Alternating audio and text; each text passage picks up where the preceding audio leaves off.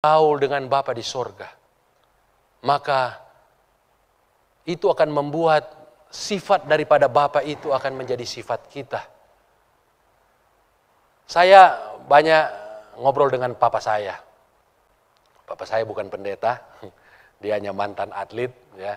Kemudian pekerja keras, ya.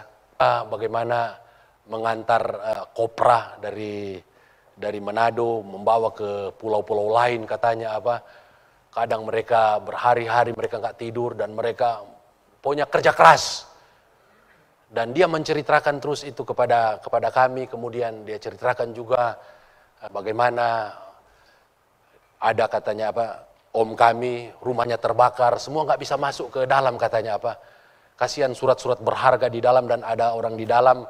Papa saya katanya karena memang dia ahli bela diri, dia tonjok semua dinding-dinding, akhirnya roboh semua, dan dalam keadaan masih terbakar dia lompat ke dalam dan dia selamatkan dia apa, dan dia dalam keadaan selamat. Ini akhirnya membuat di dalam hati kami ini, ya kenapa kita harus takut, ya? Kan hidup dan mati itu di tangan Tuhan. Yang saya mau ajarkan kepada kita, saudara-saudara, bukankah Yesus adalah si singa dari Yehuda? Singa itu melambangkan keberanian, melambangkan sikap yang tanpa takut, tanpa gentar apapun bahaya. Dia bukan terbesar, dia bukan terpintar, dia bukan tertinggi, terpanjang, terlebar, tetapi dia terkenal karena keberaniannya, sehingga dia dinamakan Raja Hutan. Dan penulis Injil mengatakan Yesus adalah si singa dari Yehuda.